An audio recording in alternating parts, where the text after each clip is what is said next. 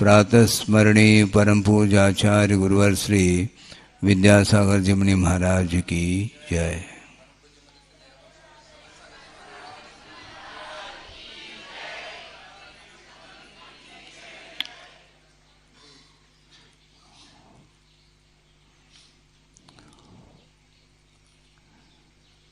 एक प्रसंग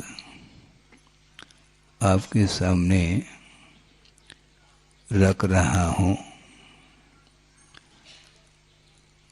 वह ये है, स्वयं का कल्याण करना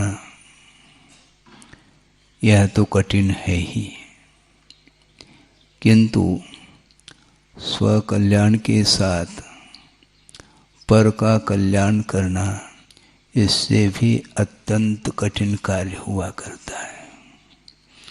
अपने मन को केंद्रित करना, अपने मन को नियंत्रण में रखना, यह पुरुषार्थ साध्य है, किंतु दूसरे के मन को नियंत्रण में रखने के लिए सहयोग दिया जा सकता है, किंतु कार्य स्वयं को करना होता है।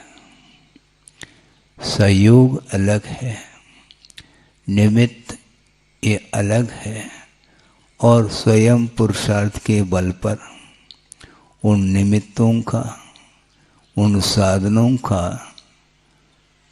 जो अपने से पृथक हैं, उनका आलम्बन लेकर के ही पुरुषार्थ किया जाता है।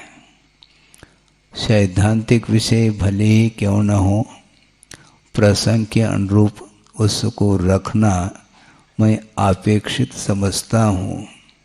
गुरुदेव की दृष्टि हमेशा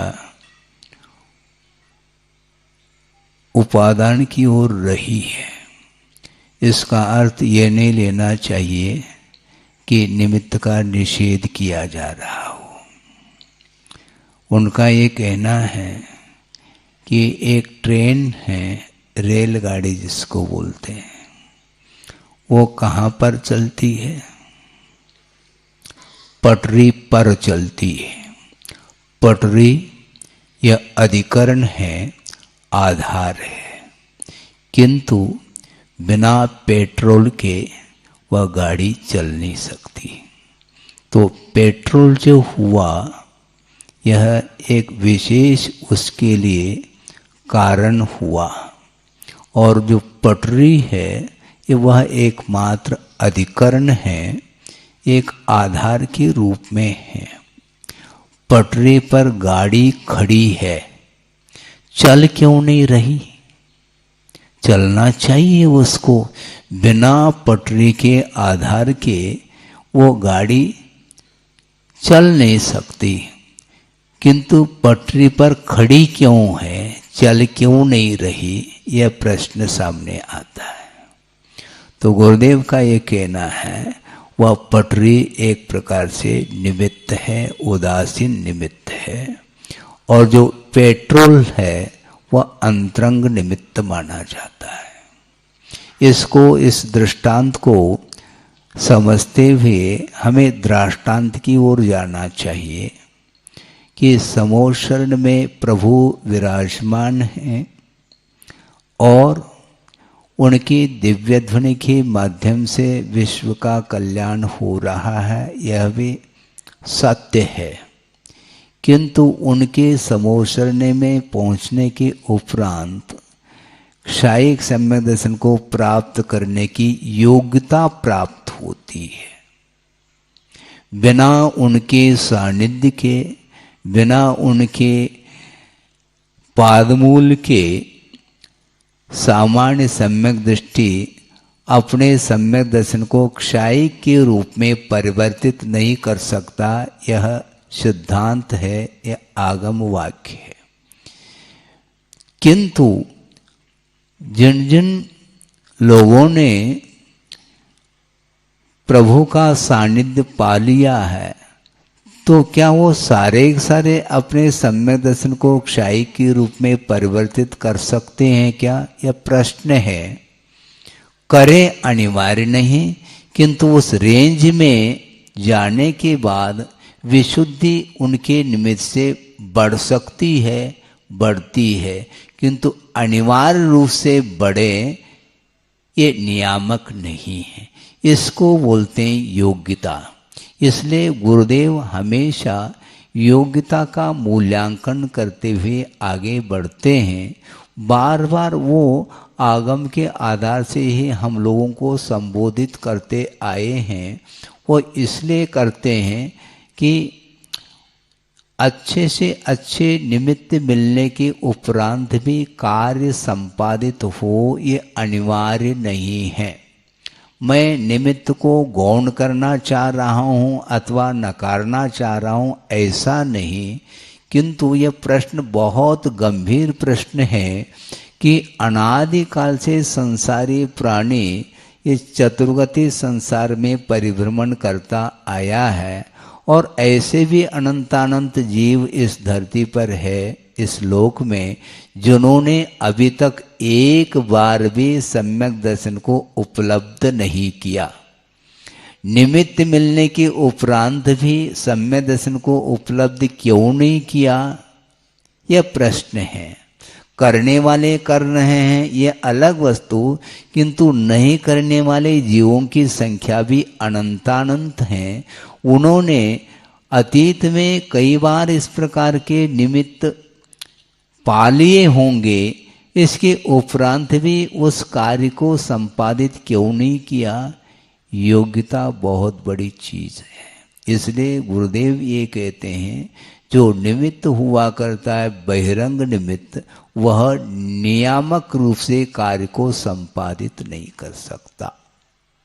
जैसे दृष्टांत दिया था पटरी का, पटरी के बगैर वह गाड़ी चल नहीं सकेगी, रेलगाड़ी, किंतु पटरी सुदूर तक बिछी हुई है, किंतु उसी पटरी पर वह गाड़ी खड़ी क्यों है?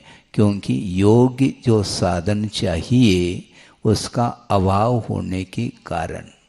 इसलिए सम्यक दर्शन को प्राप्त करने के लिए योग्यता की बड़ी आवश्यकता है।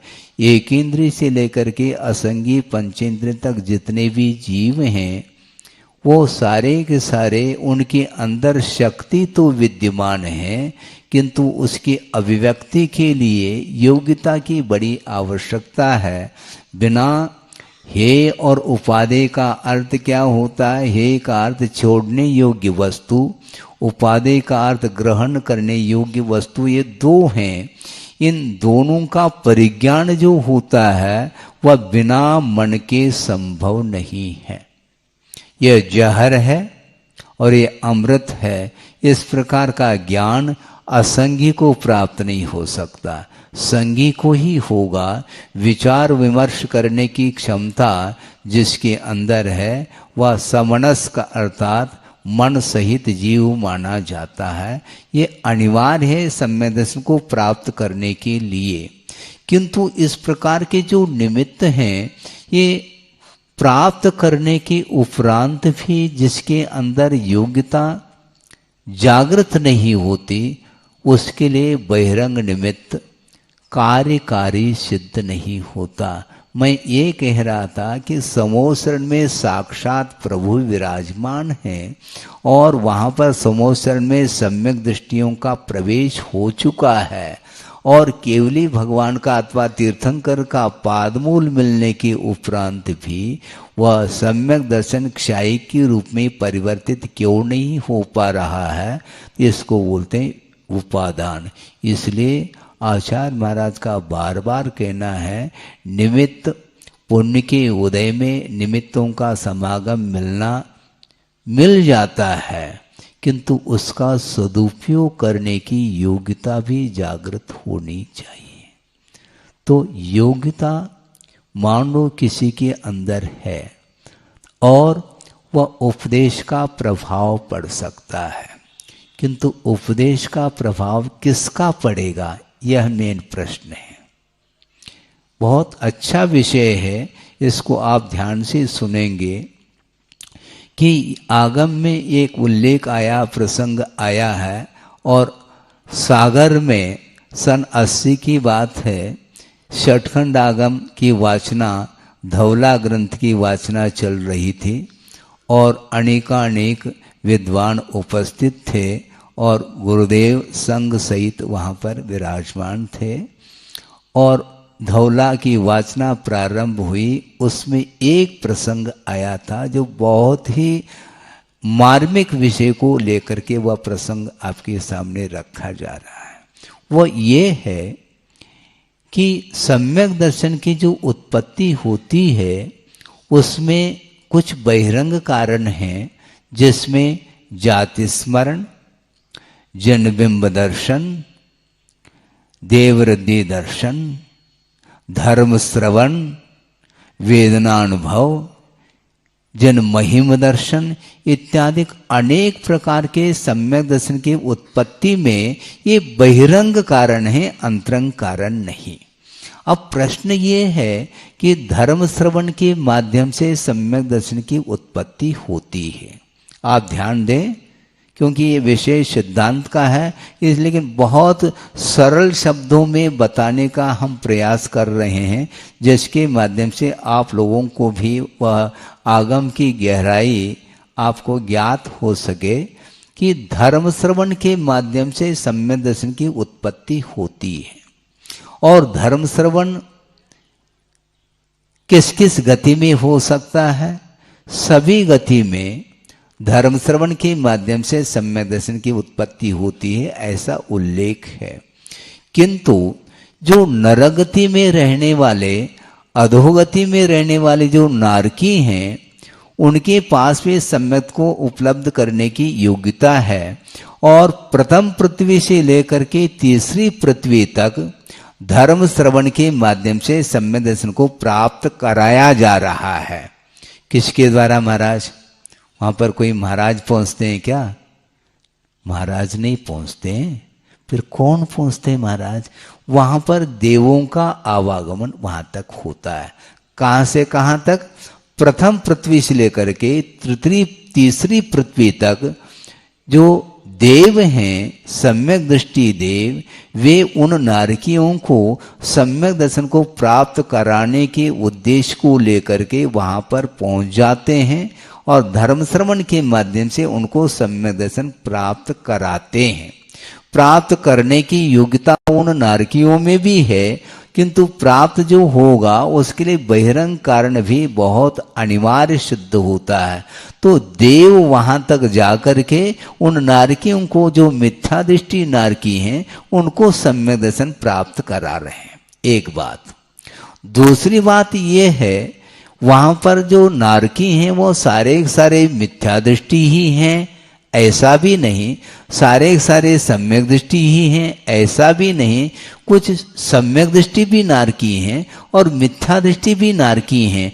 जो मिथ्या दृष्टि नारकी हैं उनको सम्यक को प्राप्त कराया जा रहा है देवों के द्वारा धर्म श्रवण के माध्यम से। यहां तक बात आ गई। अब चलिए धीरे से नीचे। तीसरे पृथ्वी के उपरांत नीचे की जो 4 पृथ्वी हैं, जिनमें नारकियों का आवास वहां पर भी है, वहां पर भी मिथ्या दृष्टि नारकी भी है और सम्यक दृष्टि भी नारकी है, किंतु देवों का आवागमन तीसरे पृथ्वी तक ही होता है, उसके नीचे नहीं। अब प्रश्न ये खड़ा हुआ कि महाराज चतुर्थ पृथ्वी से लेकर के सप्तम पृथ्वी तक जो मिथ्या दृष्टि नारकी हैं, उनको धर्म श्रवण कराने के लिए देव तो जा नहीं सकते, फिर वहां पर धर्म श्रवण के माध्यम से सम्यक की उत्पत्ति नहीं होती।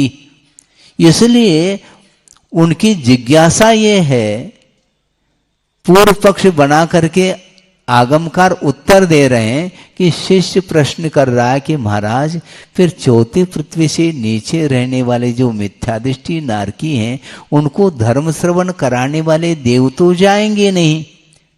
वहां पर रहने वाली जो स्थानीय सम्यक दृष्टि नारकी हैं, वे मिथ्या दृष्टि नारकियों को धर्म श्रवण करा करके सम्यक को उपलब्ध कराना चाहिए। ऐसी जिज्ञासा पूर्व पक्ष के रूप में रख करके उसका उत्तर दिया है। समझ में आ रहा है? देव तो जाएंगे नहीं। तो महाराज जो सम्यक दृष्टि नारकी है वो मिथ्या दृष्टि नारकियों को बिठा करके हाँ धर्म श्रवण करा ले, माई की व्यवस्था भी हो सकती है। लेकिन आचार्य कहते हैं ऐसा संभव नहीं। फिर किन निमित्तों से सम्यक की उत्पत्ति होगी? तो उत्तर दिया है जाति स्मरण के द्वारा और वेदनानुभव के माध्यम से सम्यक की उत्पत्ति होती है। तो धर्म श्रवण क्यों नहीं करा सकता एक नारकी सम्यक दृष्टि मिथ्या दृष्टि नारकी को? उत्तर बहुत ही मार्मिक उत्तर दिया है कि भव संबंधेन पुव्वेर संबंधेन वा परपर अनुगेज अनुगहाय भावानाम असंभवादो कहा। भाव इसका ये है कि परस्पर में अनुग्रह करने के भाव सम्यक दृष्टि नारकियों को भी नहीं हो सकता, क्योंकि भव संबंधी न वहाँ की ऐसा वातावरण है, ऐसा एक उस पर्यायगत इतनी विशेषता है कि एक दूसरे के प्रति अनुकंपा करुणा दया भाव धारण करके वो मिथ्या दृष्टियों की नारकियों को सम्यक दर्शन प्राप्त कराने का भाव नहीं हो सकता। इससे स्पष्ट है दूसरे के ऊपर अनुग्रह करने के लिए स्वयं के ऊपर भी अनुग्रह होना अनिवार्य सिद्ध होता है। बहुत अच्छा कहा था आचार्य महाराज ने, बिना टीचर के बिना प्रोफेसर के विद्यार्थियों को छात्रों को पढ़ाया नहीं जा सकता। जो क्लास फेलो है वह एक दूसरे को पढ़ाने का अधिकार उनका नहीं, क्योंकि वह क्लास फेलो है। प्रभाव एक दूसरे के ऊपर नहीं पड़ सकता। इसी प्रकार जो सम्यक दृष्टि नारकी भी क्यों न हो, मिथ्या दृष्टि नारकी के ऊपर अपना प्रभाव नहीं डाल सकते हैं। इससे स्पष्ट है एक दूसरे के कल्याण करने के लिए स्वयं को अपना आत्म कल्याण सर्वप्रथम करना अनिवार्य सिद्ध होता है। ज्ञान रखना अलग है, किंतु उस ज्ञान का प्रभाव दूसरे के ऊपर डालने के लिए स्वयं उस ज्ञान का सदुपयोग करते हुए अपने जीवन में चारित्र के लिए स्थान जो देता है, उसी व्यक्ति का प्रभाव दूसरे के ऊपर पड़ सकता है और पड़ता है।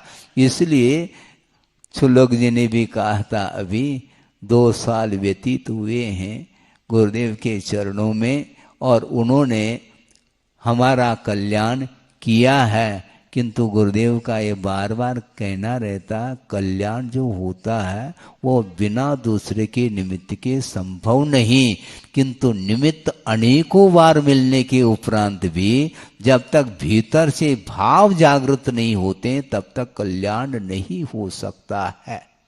इसलिए प्रति समय परिणामों में निर्मलता उज्ज्वलता लाने के लिए सच्चे देवगुरु शास्त्र जो अपने से भिन्न हैं उनका आलम्बन तब तक लेना चाहिए जब तक हमें सिद्धत्व की उपलब्धि न हो।